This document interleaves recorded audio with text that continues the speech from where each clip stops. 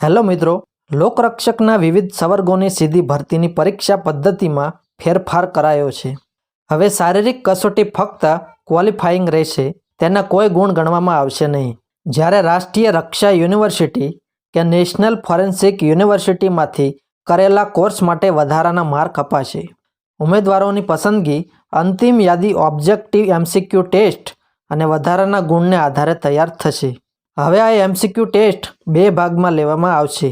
બંનેમાં ઓછામાં ઓછા 40% માર્ક લાવવા જરૂરી છે.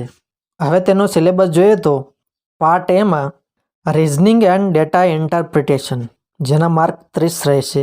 ક્વોન્ટિટેટિવ એપ્ટિટ્યૂડ, જેના માર્ક 30 રહેશે. કોમ્પ્રિહેન્શન અને ગુજરાતી ભાષા, જેના માર્ક 20 રહેશે. પછી પાર્ટ બીમાં જોઈએ તો કે એમાં ભારતીય બંધારણ, જે 30 માર્કનું રહેશે. Current affairs, science and technology અને જનરલ નોલેજ, જે 40 માર્કનું રહેશે. ત્યારબાદ ઇતિહાસ, દેશ અને રાજ્યનો સાંસ્કૃતિક વારસો અને ભૂગોળ, જે 50 માર્કનું રહેશે. આ પરીક્ષા પદ્ધતિમાં નેગેટિવ 0.25 રહેશે. એનએફએસયુ અથવા તો આરઆરયુમાં કરેલા કોર્સના સમયગાળા પ્રમાણે વધારાના માર્ક આ મુજબ રહેશે.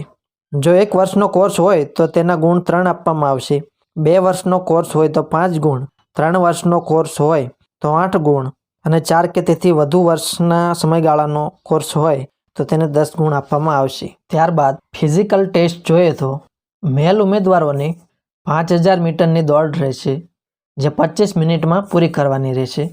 ફિમેલ ઉમેદવારોને 1600 મીટર રહેશે, જેને 9.30 મિનિટમાં પૂરી કરવાની રહેશે.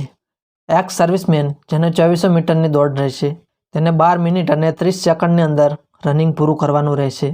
ત્યારબાદ હાઇટ જોઈએ તો એસટી ઉમેદવારો માટે 162 સેન્ટીમીટર હાઇટ, 79 સેન્ટીમીટર ચેસ્ટ ફૂલાવ્યા વગરની અને 84 સેન્ટીમીટર ફૂલાવેલી ચેસ્ટ. ત્યારબાદ બાકીના ઉમેદવારોને 165 સેન્ટીમીટર હાઇટ અને ચેસ્ટ 79 સેન્ટીમીટર ફૂલાવ્યા વગરની અને 84 સેન્ટીમીટર ફૂલાવેલી.